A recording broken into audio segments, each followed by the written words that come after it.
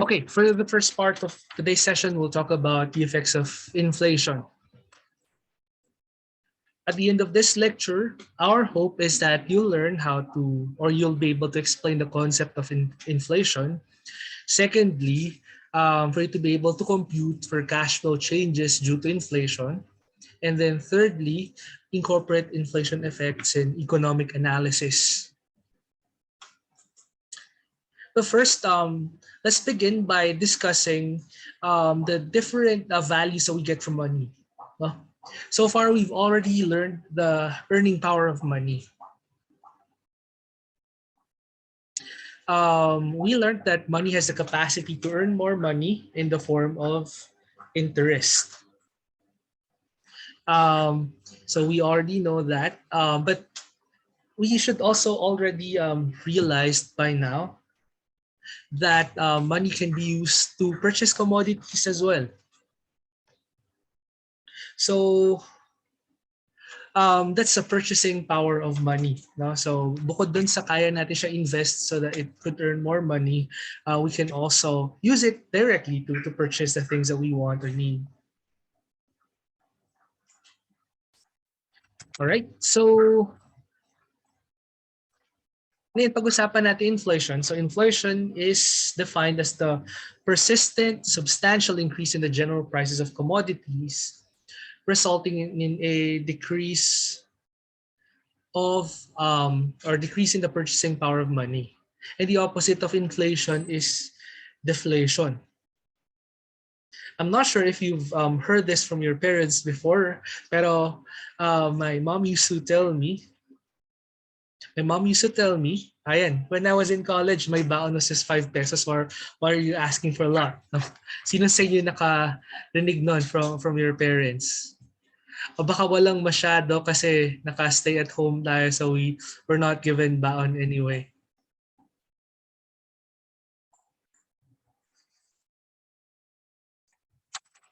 So, yeah. So, how much is your baon now? No? And why do you think you have more baon? Why do you think you have more baon than what your mom and dad had back in the days? Bakit sa tingin nyo? Anyone, can you please type in the chat box?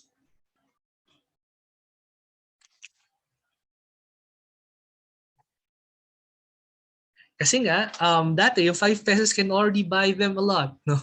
It can buy entire meals, tapos kasama pa doon yung, yung travel cost nila. Ngayon yung 5 pesos, dalawang candy na lang yung mabibili. No? So that's that needs to, that needs to be taken into account. By the way, my query dito, yes, no. So this is a different presentation from what's uploaded in Ovle. They basically have the same contents. I'll upload the presentation afterwards. Kung okay lang, no? So after the discussion today. All right. So I'm not sure, has anyone been in UP yet? Kasi kayo yata yung since you're tama ba, no? Since your first year online na inaabutan nyo, correct? But have any of you guys been to UP?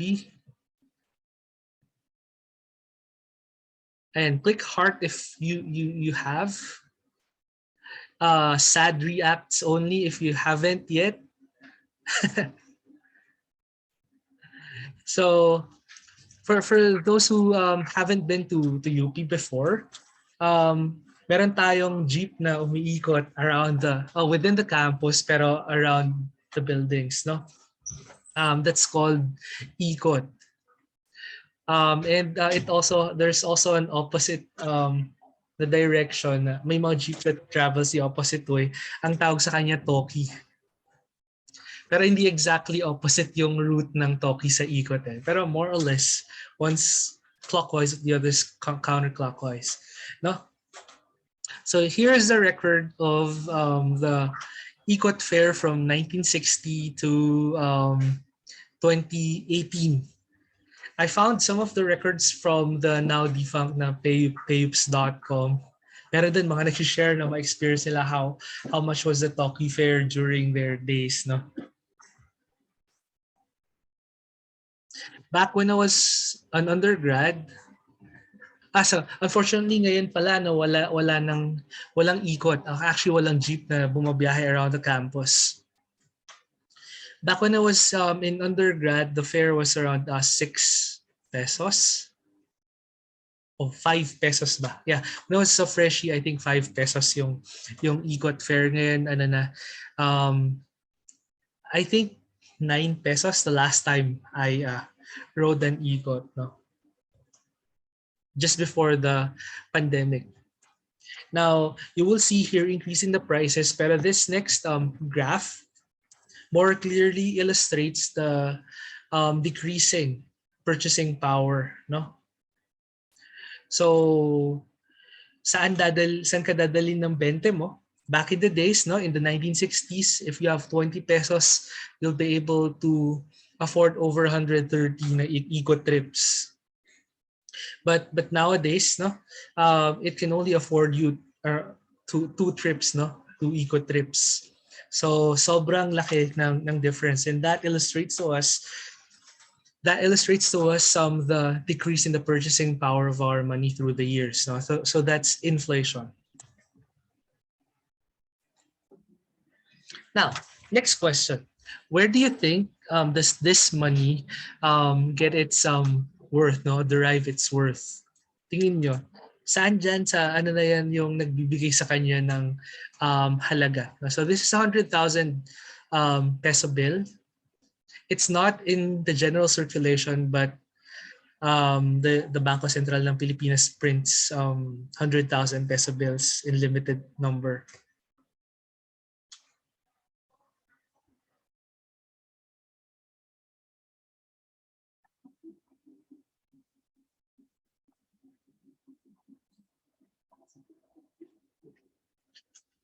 Sige, please type them in the chat box. And sa tingin nyo, saan? Sa alin dito? What gives this a piece of paper? Kasi it's just a piece of paper, di ba? What gives this piece of paper its worth?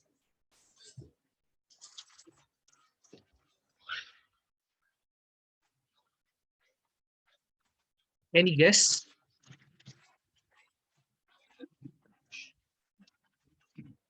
Yes, the agreement that it has common value. Pero sino yung pwedeng mag-certify nun? It is actually the central bank, no? The trust in the central bank. No. So kaya to may may halaga because the central bank says so. Because the Bangko Sentral ng Pilipinas attests na this piece of paper is worth 100,000 pesos.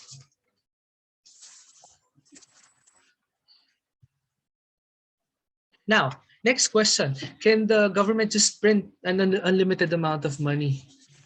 Click yes if you think so, or no if you don't think so. And then, please type in the chat box why you think so. So most of the responses I got is a no. Walang sumagot ng yes. So why do you think the government cannot just print an unlimited amount of money?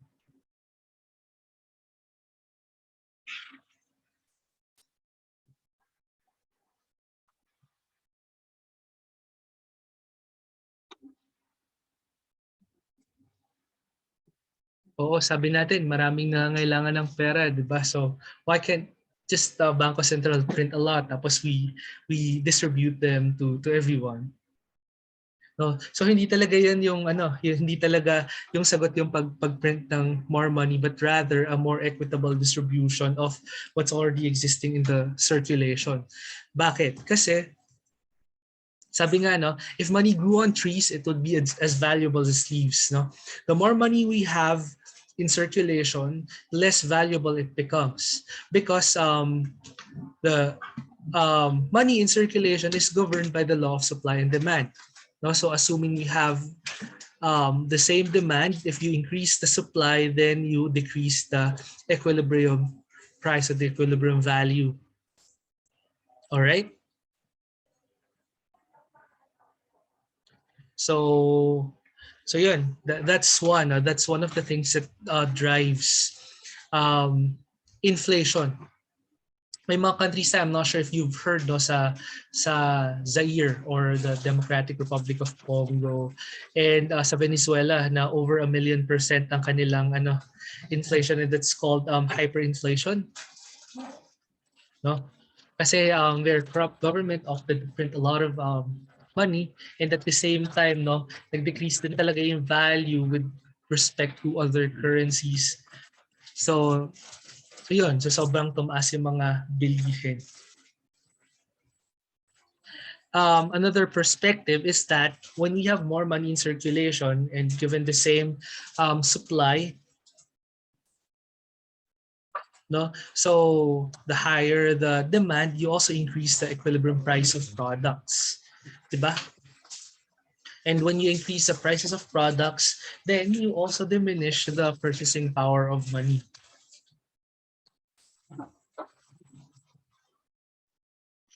All right. So in principle, the more money there is, the less valuable it becomes. No? So kung mapansin niyo sa Korea, 'di ba? Or even Vietnam or Korea or Vietnam, nasa 100,000s yung value ng mga currency nila.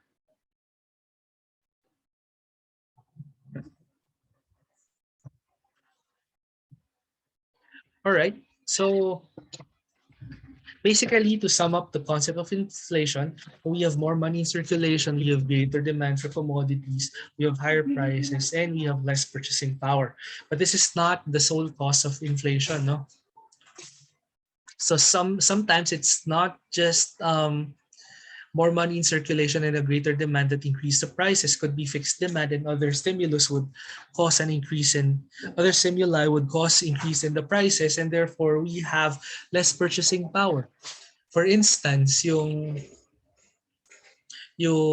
pag-increase ng fuel prices, 'di ba? Yung pag-increase ng fuel prices because there is limited supply. So and therefore that contributes to a decrease in the purchasing power of our money. And any increase in fuel cost also cascades to other commodities.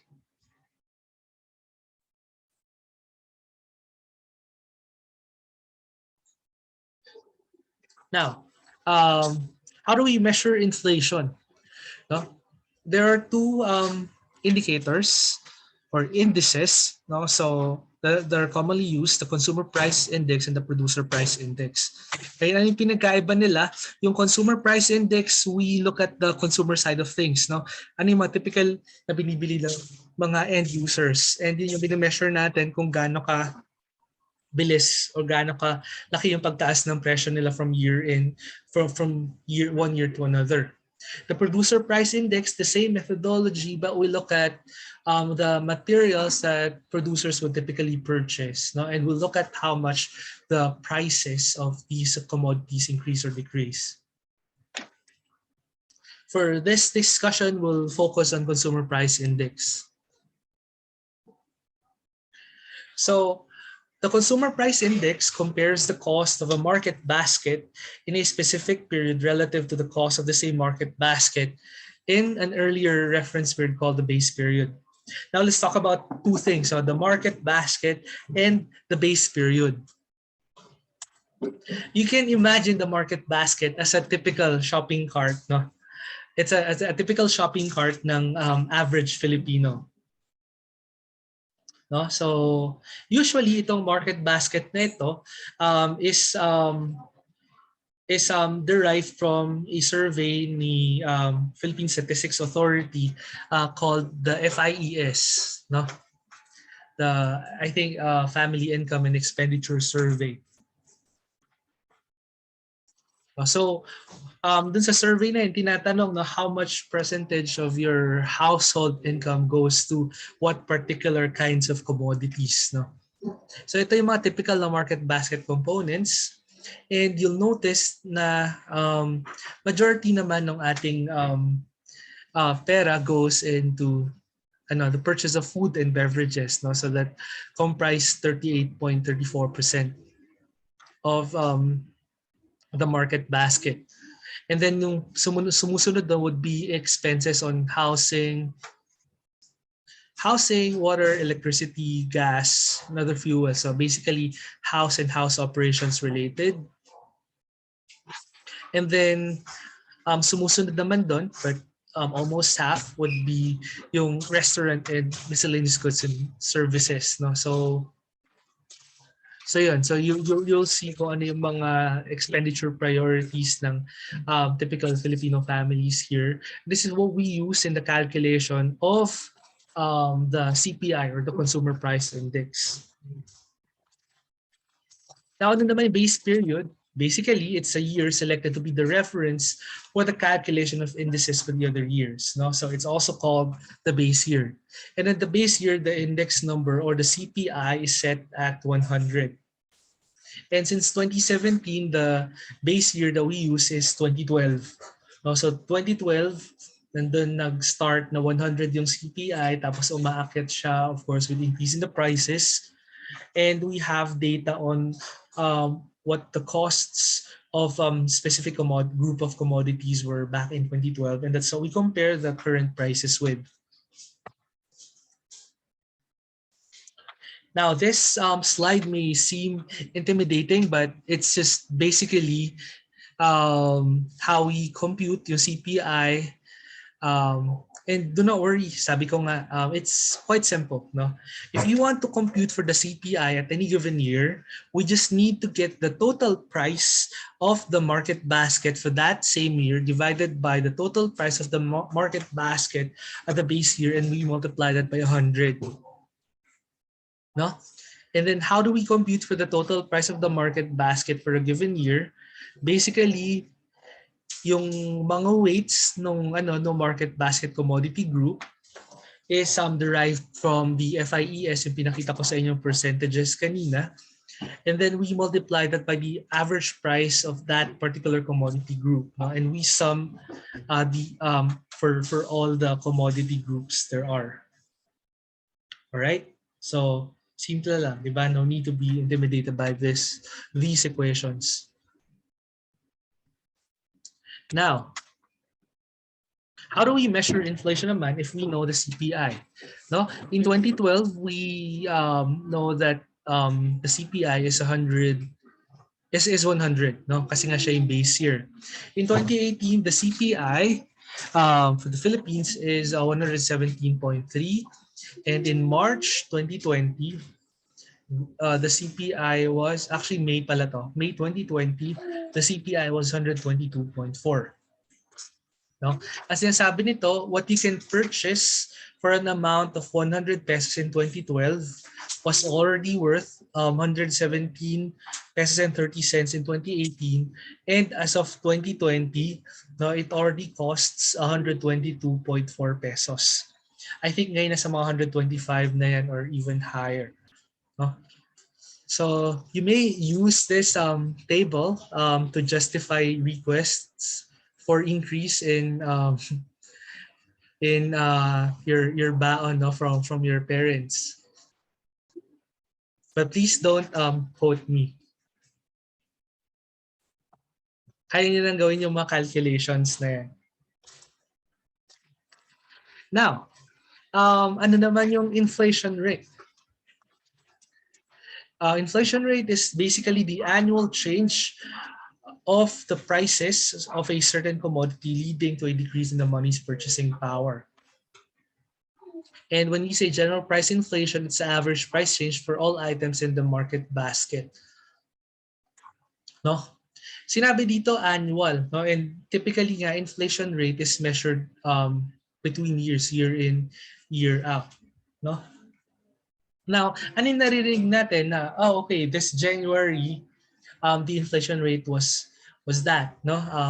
This July, the inflation rate was 6%, no? And sabi ng ating Pangulo, I disagree. We're not that high, but statistics tell us that indeed, no, nasa 6%, ganun kataas yung inflation rate natin. No, pag sinabi natin na the inflation rate for July was 6%, ang ibig sabihin nun, what we can buy last July or in July 2021, the same amount we have to pay 6% more this year. Okay? So same month, same month last year yung reference natin. So that's how we compute for inflation rate, no? So in calculating the inflation rate, basically we just need to subtract or we just need to get the current CPI for this year minus the CPI for last year. So that's just CPI-K minus 1 divided by CPI last year. So that gives us the inflation rate for this year. No? So that's how we interpret this formula. And then when we say average inflation rate, no, so it's denoted by F bar. It's a single rate that accounts for the effect of varying yearly inflation rate over a period of several years. Now, when we say average inflation rate, please do not simply average them. No? So this is the formula that we use. Now, I'm pretty sure you're familiar with the sigma operator, no? Yung capital sigma tapos may I equals 1 to n. No, because that's for summation. Ito namang pi operator works in a similar sense, a similar manner, pero it's for product. Ang ibig sabihin lang nito, the product from I equals 1 to n ng 1 plus f sub I, no? So ganun lang siya. Oops. So ganun lang siya. Again, it's the product of 1 plus f sub I for I equals 1 to n. No? So basically, yung kinukuha natin dito is the geometric mean and then we subtract 1. Okay, so that's how we calculate for the average inflation rate. Now, for an example, no, so let's work on this. So we are to calculate the inflation rate for every month of 2018 and the average inflation rate. Now, given the CPIs for the months of 2017 and 2018. Now, I'll let you work on an example muna. Starting with, siguro hindi naman lahat to, let's just work on July. No? What was the inflation rate in July of 2018? Again, what was the inflation rate for July in 2018?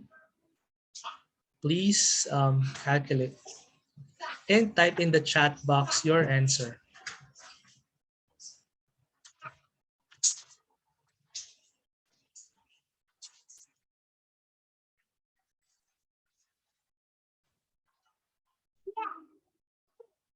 Madali lang class, diba? So, kayang-kaya nyo. Okay, I already saw one answer. That's correct. So, sino pa ang tapos ng sagutan? No?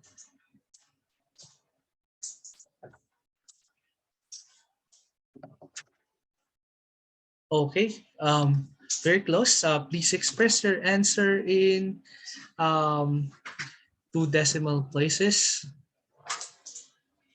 The correct answer is 7.03 7.06. Tama nga ba itong pagkakakompute ko na to? Let me just recompute, ha? So how do we compute that? Basically, I think it's 7.03. Mali yung pagka-type ko lang dito. So it's basically 123.4, which is the CPI for July 2018. And then we subtract 115.3 115.3 And then we divide by 115.3. So we get 7.03%. Okay, so mali ang nandyan sa slide. No? Now, again, if we wish to calculate the average inflation rate, sabi ko nga, dagdagan nyo lang ng 1 yan lahat. So the January becomes 1.0436, 1.0479, etc. Then multiply all of them, get the nth root, get the 12th root, and then subtract 1, and you'll get 6.83%. So that's our 2018 average inflation rate. All right? Nasusundan ng lahat, class, no? If yes, can I get a heart react, please? Ayan, thank you for the confirmation. Now, just a few more concepts to discuss regarding inflation. When you hear about nominal cash flows, it's basically the face value of the cash flows that happen. So inflow, outflow, magkano ginastos for a particular date. So that's nominal cash flow. When you say real cash flow, it's the value of the cash flow adjusted for inflation. So we can analyze our cash flow considering or remove with the values of inflation, with the effects of inflation removed. So yun naman yung tinatawag natin na real cash flow. And then we have the market or combined interest rate. So it's an interest rate that is normally published. No? So pag sinabi ng bank na okay, 0.25% interest rate, that's the market interest rate. Because the real interest rate naman removes the effect of inflation. No? So kunyari, yun nga, if you sa savings account, no, you can earn 0.25%, sabi ng bank. Pero the inflation rate is 6%, no? So basically pag iniwan mo pala sa bangko yung yung pera mo, ang net na kaya mo ma-earn is negative 5.75%. So, ibig sabihin nun, your money may have grown in the nominal sense, pero in terms of the amount, in terms of the purchasing power, nag-decrease pa yung purchasing power mo by 5.75%. So, ibig sabihin, dapat pala, instead na ilagay mo siya sa bangko, bilhin mo na yung mga gusto mong bilhin ngayon. Otherwise, hindi mo na sila mabibili next year ng same value. No? Kailangan pa magdagdag. Yan yung ibig sabihin nun. Yes, basically, for the purpose of compatibility, when we deal with nominal cash flows, we need to use market or combined interest rates. And when we analyze real cash flows, then we should use real interest rates. Okay? So I hope that's clear. All right. Sige. Yung mga questions siguro can be discussed during the breakout session later. Let me move to my next set of slides, which is on depreciation.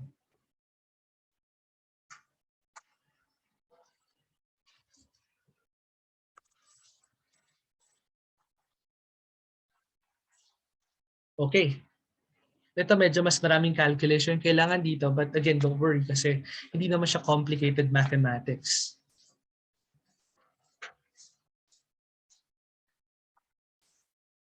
Hello. So as mentioned earlier, no, the slides uploaded in Novle have basically the same contents, magkaiba lang ng formatting, medyo magkaiba lang ng may konting difference lang sa sequencing. But as mentioned earlier, I will also upload this slide deck sa Ovle for your reference. Okay, so let me, para lang di masyadong malaki